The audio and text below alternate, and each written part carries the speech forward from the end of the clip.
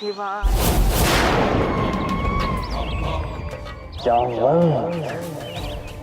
यहाँ से मारीच की माया का आरंभ होता है। अब मैं अपनी माया के जाल में समस्त अंजन प्रदेश को बांध के रख दूंगा, समस्त अंजन प्रदेश को। किंतु उससे पूर्व मैं तुम्हें अपनी माया के जाल में फंसाऊंगा। तैयार हो जाओ जामवंत, मैं आ रहा हूँ।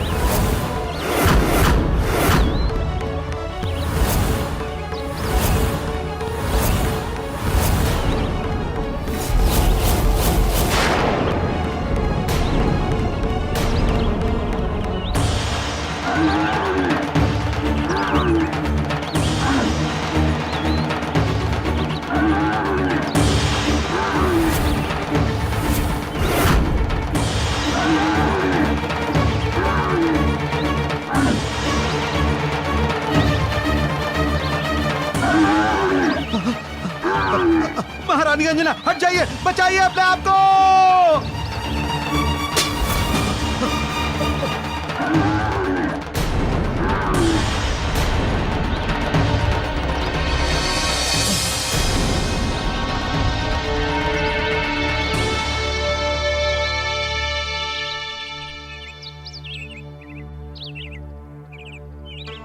महाबली काका, आज ये अचानक बैल कहाँ से आ गया?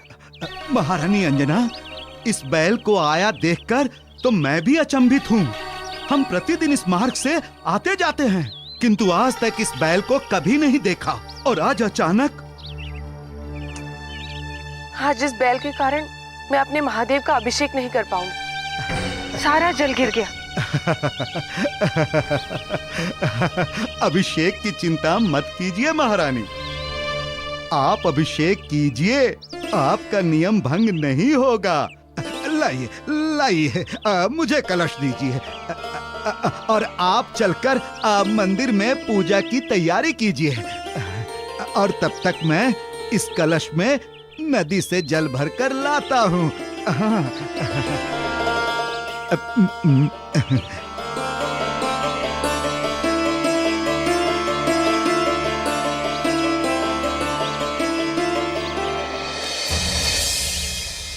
आज अचानक ये क्यों हुआ?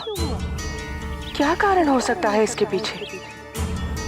अर्चना के लिए जाते हुए मार्ग में व्यवधान शुभ का संकेत नहीं होता। मेरे मन में ऐसा क्यों आभास हो रहा है कि आज कोई अशुभ होने वाला है। सब कुशल रखिए महादेव, सब कुशल रखिए।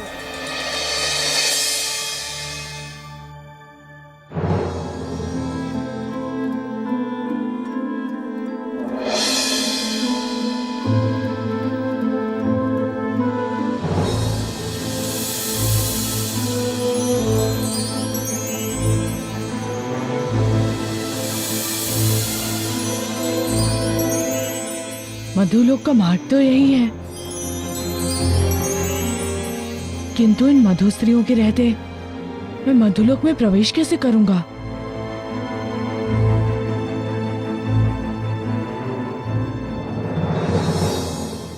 ऋषि ददानक ने कहा था कि यहाँ की मधुमक्खियां बहुत ही विषैली होती हैं, और ये मधुस्त्रियां वही मधुमक्खियां हैं।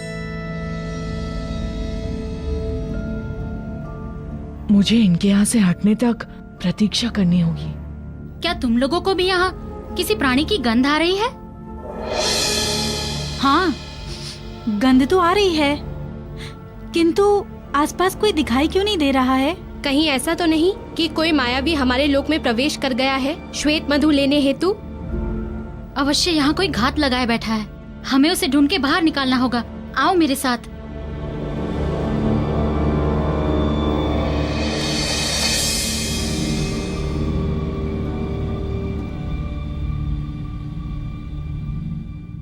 यही उचित समय है प्रवेश का। द्वार पर कोई नहीं है।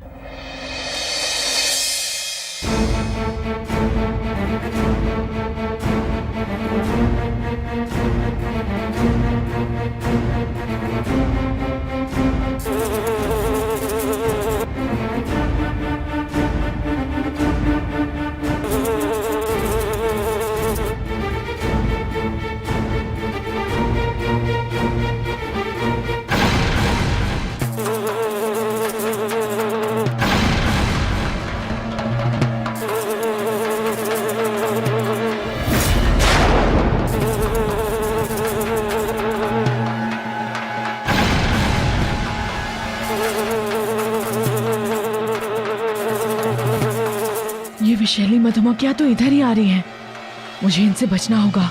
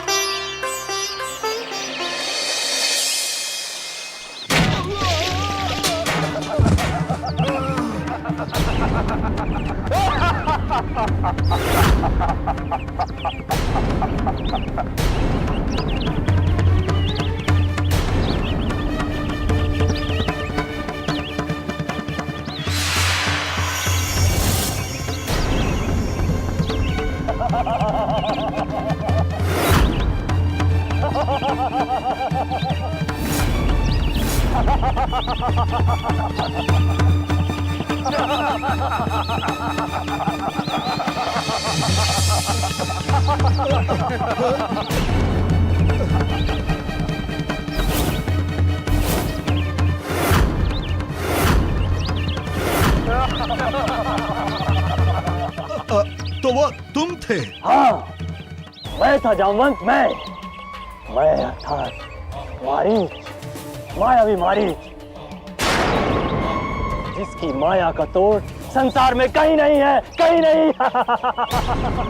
ठहर जा दुष्ट, ठहर जा। अभी तेरे छल का दंड मैं तुझे देता हूँ। ठहर जा।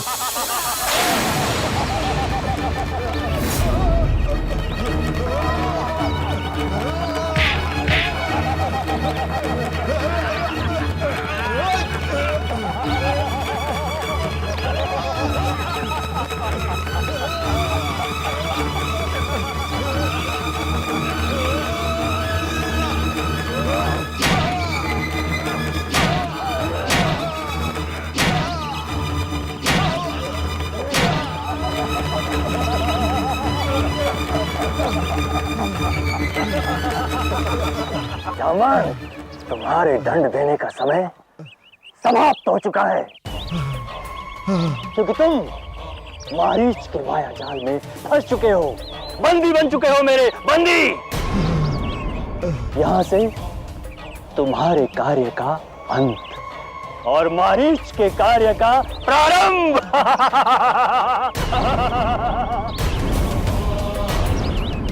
और मेरे रचाए हुए दृश्यों का अवलोकन करो, अवलोकन।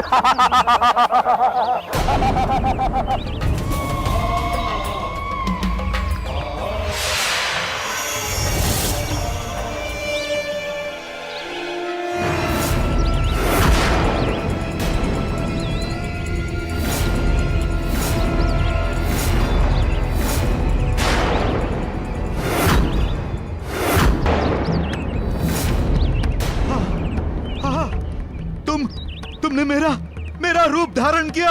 तुमने मेरा रूप धारण किया।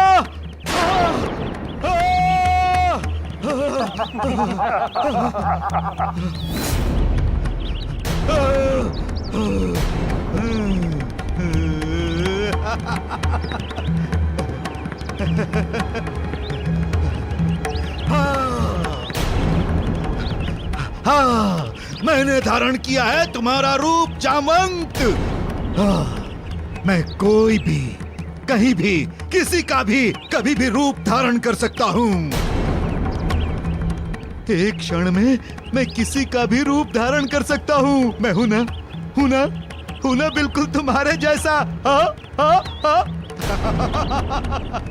अब मैं जा रहा हूँ अपनी भूमिका प्रारंभ करने जामवंत, और तुम्हारी भूमिका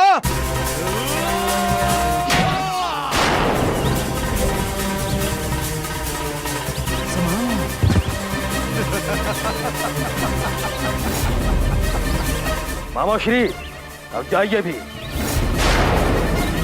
अंजना आपकी प्रतीक्षा कर रही होगी। विलंब होने पर बुरे बुरे विचार आ रहे होंगे उसके मन में। अतिशीघ्र जाइए।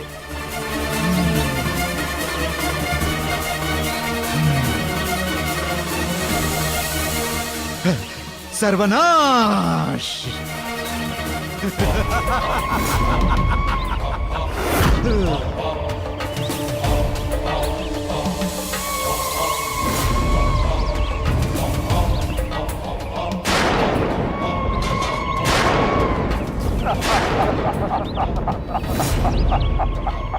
केसरी, अब तुम्हारे आधिपत्य का अंत हो गया। अंत। अवसान कहो खर, अवसान। केशरी, अब तुम्हारे इस अंजन प्रदेश पर हम असुरों का राज होगा। हम असुरों का। असुरों, ले चलो इस जामवंत को हमारे साथ। जो आज्ञा महाराज।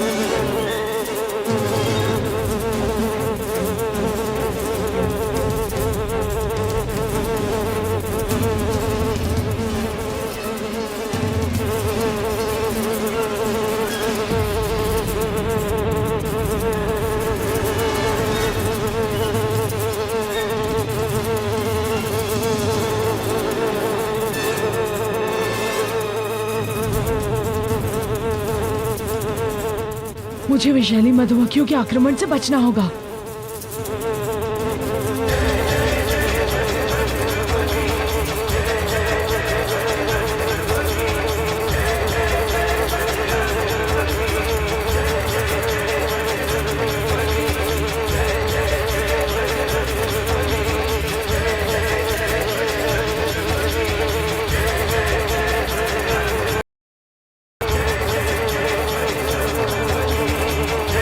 कैसे बचूंगा मैं इन मधुमक्खियों से?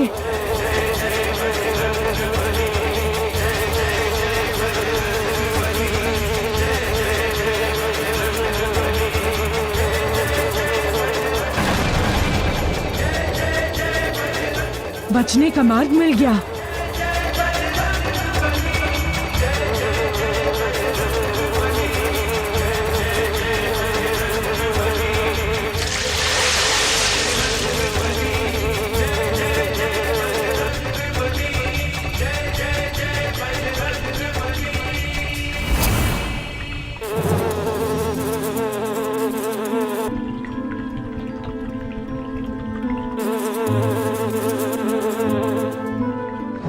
मैंने जल के अंदर आकर स्वयं की सुरक्षा तो कर ली, किंतु मुझे तब तक समाधि लिए रहनी पड़ेगी जब तक ये मधुमक्खियां यहाँ से चली नहीं जाती।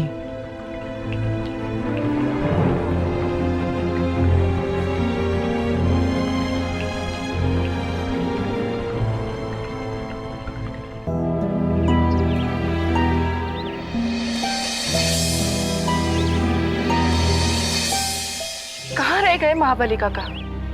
अब तक तो उन्हें आ जाना चाहिए था। कहीं ऐसा तो नहीं कि वो किसी संकट से गिर गए हो? महारानी अंजना, महारानी अंजना, ये लीजिए महारानी अपने अभिषेक का जल। महाबली काका, आपने आने में इतना विलम्ब क्यों कर दिया? कहाँ रह गए थे? सब कुशल तो है ना? हाँ हाँ महारानी, सब सकुशल है। भला जामवंत को मेरा तात्पर्य है कि मुझे भला क्या हो सकता है? आप महादेव का अभिषेक कीजिए। पूजा अर्चना करते समय मन में किसी प्रकार की कोई चिंता नहीं होनी चाहिए।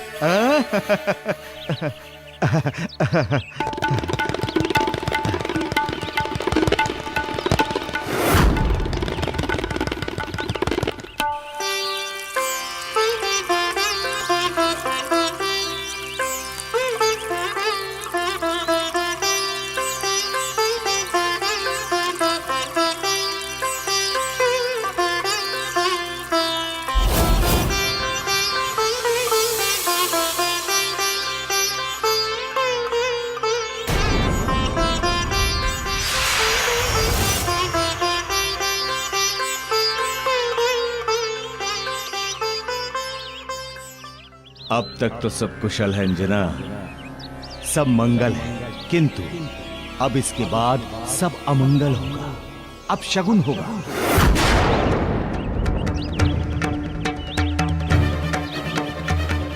अब ये मारीच जामवंत बनकर तुमसे तुम्हारा विश्वास, तुम्हारा प्रेम, तुम्हारा सब कुछ छीन लेगा और फैला देगा संपूर्ण अंजन प्रदेश में द्वेष, द्रोह, शंका एवं विश्वासघात का साम्राज्य।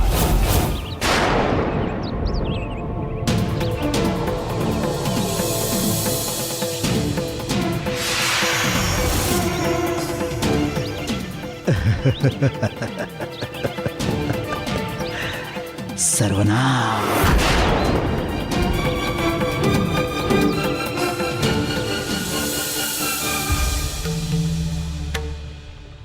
अश्विनी कुमार के शरीर में ताप रहने तक मुझे मधु लेकर वापस लौटना है। यहाँ मैं फंसा हूँ और वहाँ ऋषि ददानक अश्विनी कुमारों के मृत शरीर के पास मेरे वापस लौटने के पल गिन रहे हैं। मैं करूँ भी तो क्या करूँ?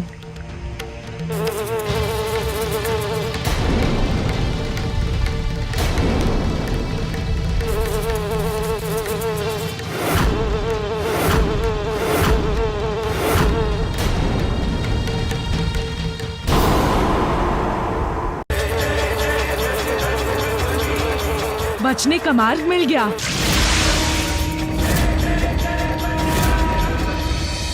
अश्विनी कुमार के शरीर में ताप रहने तक मुझे मधु लेकर वापस लौटना है।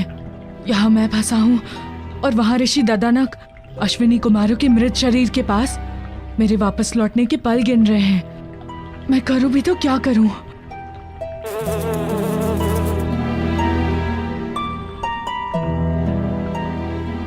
इन मधुमक्खियों से बचने का एक ही मार्ग है कि मैं जल के भीतर भीतर ही यहाँ से दूर चला जाऊं।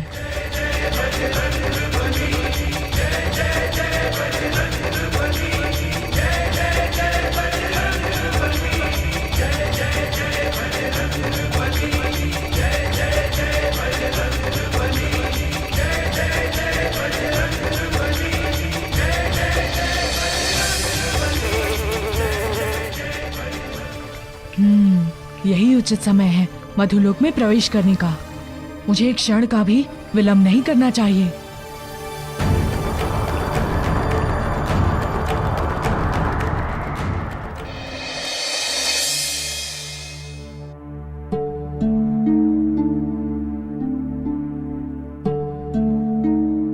क्या बात है देवी अंजना, आपको मंदिर से लौटने में इतना विलंब क्यों हो गया?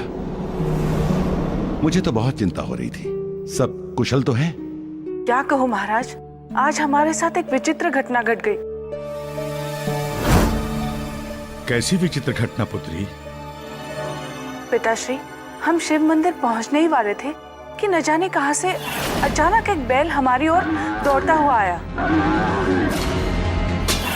वो तो महादेव की कृपा है कि महाबली काका ने उसे देख लिया और मुझे सावधान कर दिया, अन्यथा वो तो मुझ पर आक्रमण ही कर देता।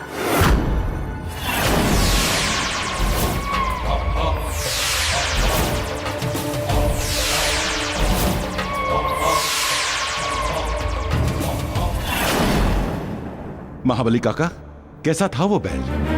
कहीं कोई मायावी असुर तो नहीं? कहीं बैल के रूप में कोई असुर तो नहीं था? अरे नहीं नहीं महाराज, पराजित होने के उपरांत असुर तो अंजन प्रदेश में प्रवेश करने का साहस भी नहीं करेंगे।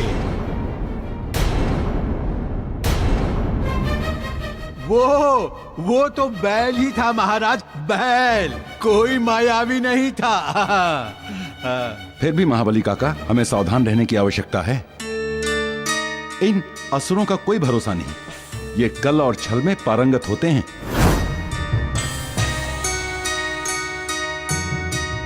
माया रचने में ये महारथी होते हैं। महाबली काका, सूत्र याद रखिएगा, सावधानी हटी तो दुर्घटना घटी। देवी अंजना, आइए चलिए।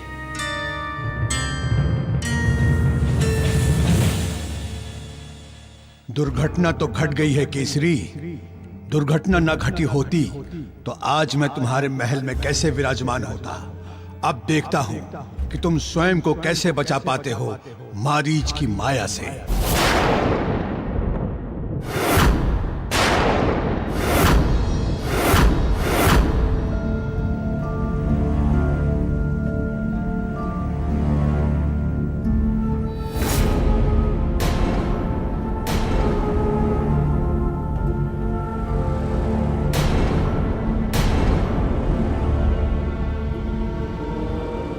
इतना सुंदर छत्ता, इतना सारा मधु,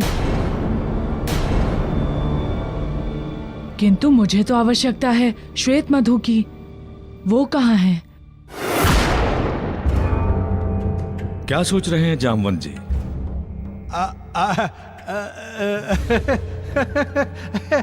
कुछ भी नहीं। क्या सोचूंगा मैं भला, क्या सोचूंगा? आप कुछ भी कहिए जामवंत जी, पर आज आपकी बात पर हम विश्वास करने वाले नहीं हैं। देखिए, कहते हैं कि मुखमंडल मन का दर्पण होता है, तो आज आपके मुखमंडल पर असहजता और व्याकुलता के लक्षण स्पष्ट दृष्टिगोचर हो रहे हैं जामवंत जी। और आप कितना भी प्रयास कर लें, आप अपने असहजता को छिपा नहीं पाएंगे। बात क्या है जामवंत जी? ऐसी कोई बात नहीं है, किंतु आपको ऐसा क्यों लग रहा है? इसलिए भी क्योंकि आपकी दिनचर्या बदल गई है जामवंत जी। अन्यथा मंदिर से लौटने के पश्चात तो आप अपने पिता ब्रह्मदेव की आराधना अवश्य किया करते थे। हाँ, वो मार्ग में जो अप्रत्याशित घटना घटी, उससे मैं विचलित हो गया। अभी वही तो करने जा रहा हूं। भला मैं उस नियम को कैसे खंडित कर सकता हूं? तो चलिए।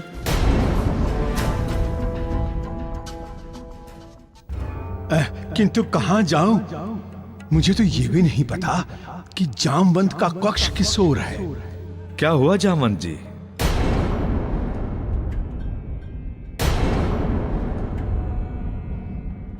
महाराज, ये फल।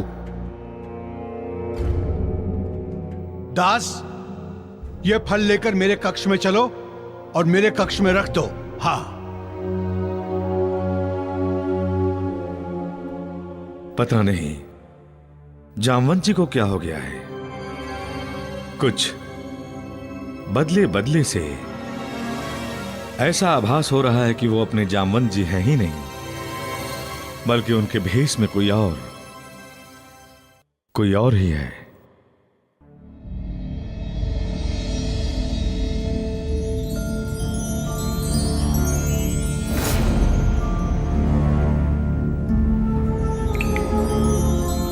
वो रहा श्वेत मधु, मिल गया।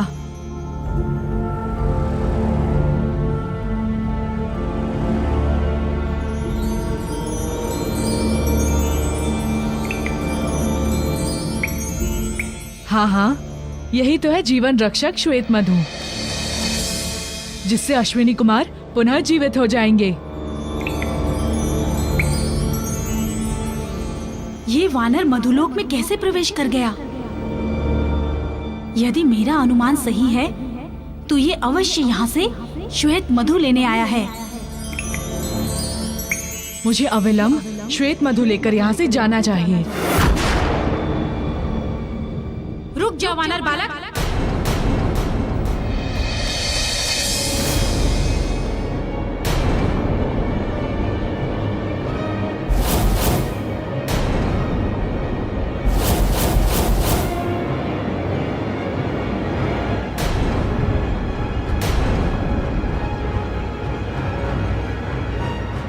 एक कदम भी मत बढ़ाना श्वेत मधु की ओर, अन्यथा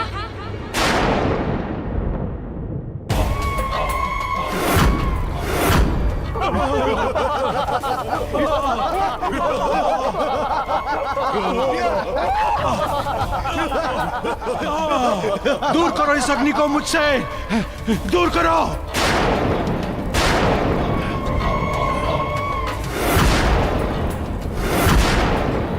खरदूषण, चेत जाओ, जो तुम कर रहे हो वो ठीक नहीं कर रहे हो। दुष्परिणाम को निमंत्रण दे रहे हो तुम, दुष्परिणाम को। काया रिच, तू दुष्परिणामों की बात कर रहा है, तू जो स्वयं दुष्परिणामों के दो पाटों के बीच में फंसा खड़ा है। तू स्वयं नहीं जानता कि तुम्हारी दशा क्या होगी। जामुन, हम ये अच्छी तरह जानते हैं कि रीछों को अग्नि से कितना भय लगता है, और हम ये भी अच्छी तरह जानते हैं कि रीछ कितना शक्तिशाली क्यों ना हो, लेकिन अग्नि के सामने उसकी वैसी दशा हो जाती है जैसे तीव्र आंधी के सामने दिए की लौ की। हम अपने शत्रु की निर्बलता को भी समझते हैं जामुन, और उसकी सबलता को, और अब हम तुम्हारी इसी निर्बलता का लाभ उठाएंगे।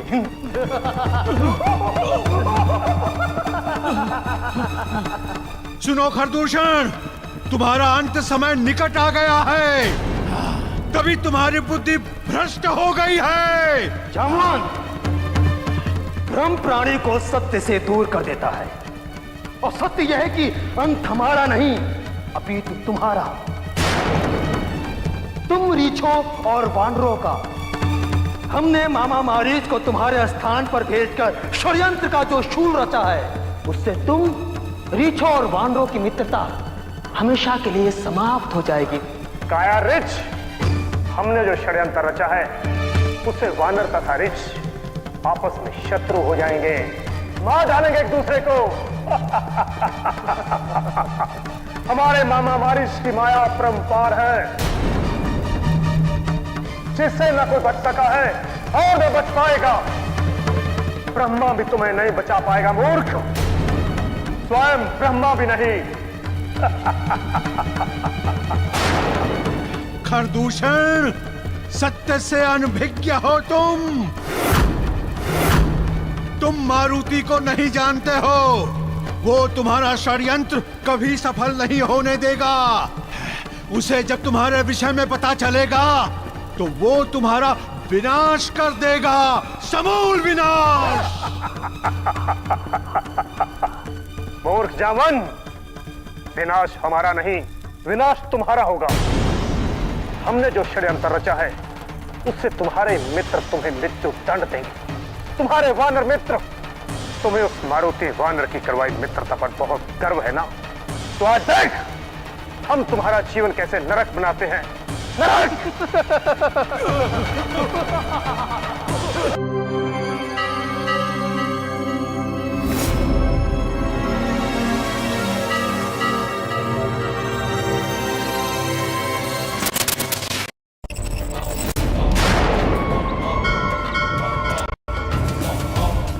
प्रणाम पिताश्री। आप तो समस्त संसार के परम पिता हैं ना ब्रह्मदेव, तो इस नाते आप मेरे भी पिता हुए ना। और फिर मैं तो यहाँ आपके पुत्र जामवंत के रूप में आया हूं, तो इस नाते से तो मेरा और आपका अति घनिष्ठ संबंध हुआ ना। नहीं तो अपने पुत्र को सफल होने का आशीर्वाद दे दीजिए। कैसी सफलता? विसंजन प्रदेश की एकता को विखंडित करने का आशीर्वाद। यहाँ के निवासियों के मन में जो प्रेम है, जो विश्वास है, उसे खंडित करने का आशीर्वाद। पिताश्री, मैं अपने छल और माया से यहाँ यही करने के उद्देश्य से आया हूँ, इस अंजन प्रदेश में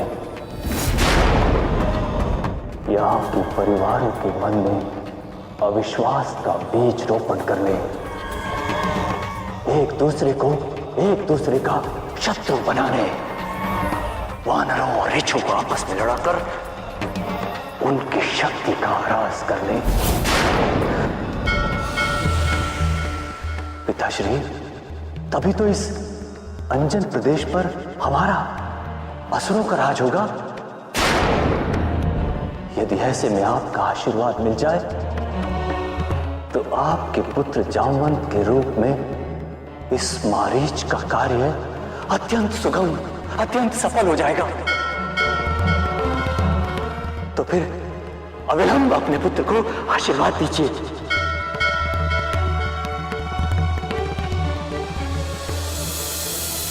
जामवंत जी,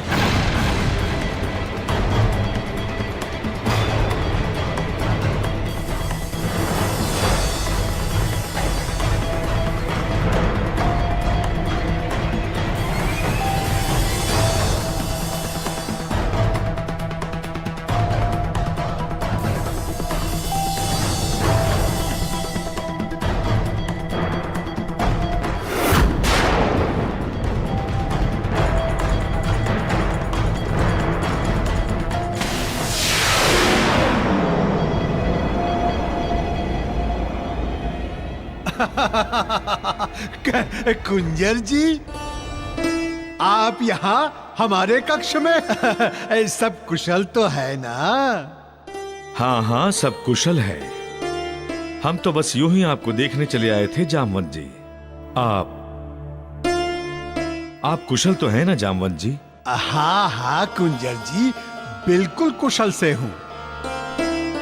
क्यों, मुझे क्या हुआ है? चलिए, अच्छा है। ऐसा कहकर आपने हमारी दुविधा दूर कर दी। एक बात कहूं कुंजर जी? हाँ हाँ, कहिए ना।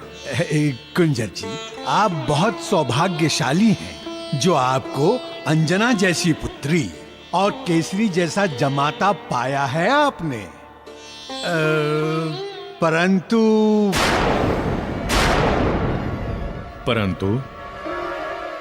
क्या जामवंत जी, आप कहते कहते बीच में ही रुक गए? नहीं, जाने दीजिए, छोड़ दीजिए इसे यहीं। मैं जो कहना चाह रहा हूं वो आप नहीं समझेंगे। आज्ञा दीजिए मुझे।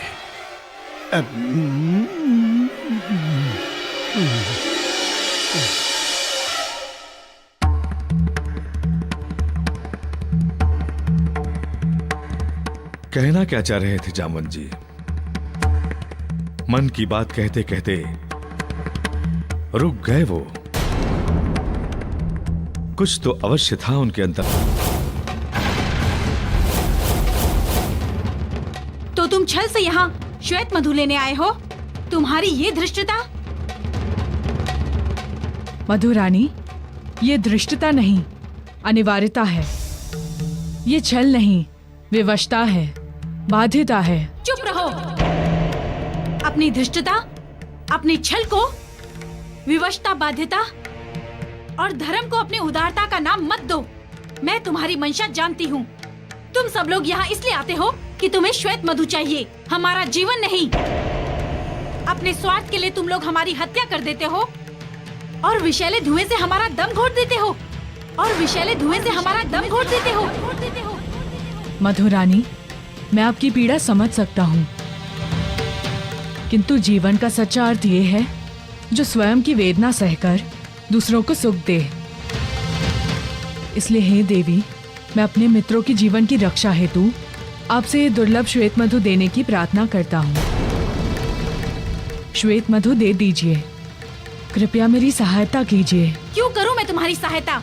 क्यों बचाऊं मैं तुम्हारे मित्र के प्राण, जब मुझे ये पता है कि तुम लोगों को हमारे जीवन से तनिक भी मोह नहीं है। तभी तो तुम मधु के लोभ में हमारे प्राण ले लेते हो। मधु ही हमारा जीवन है, हमारे ही प्राण वायु को अपने स्वार्थ हेतु हर लेते हो। परंतु अब नहीं, अब किसी के कल्याण हेतु अपने जीवन को काल का ग्रास नहीं बनने देंगे। चले जाओ यहाँ से। चला जाऊंगा देवी। कृपया मुझे थोड़ा सा श्वेत मधु दे दीजिए। थोड़ा सा क्या, तुम्हें तो एक बूंद भी श्वेत मधु नहीं मिलेगा, एक बूंद भी नहीं। चले जाओ यहाँ से। मधुरानी, मेरे बताने के पश्चात भी कि मेरे मित्रों का जीवन संकट में पड़ा हुआ है, आप अपनी हट में अड़ी हुई हैं।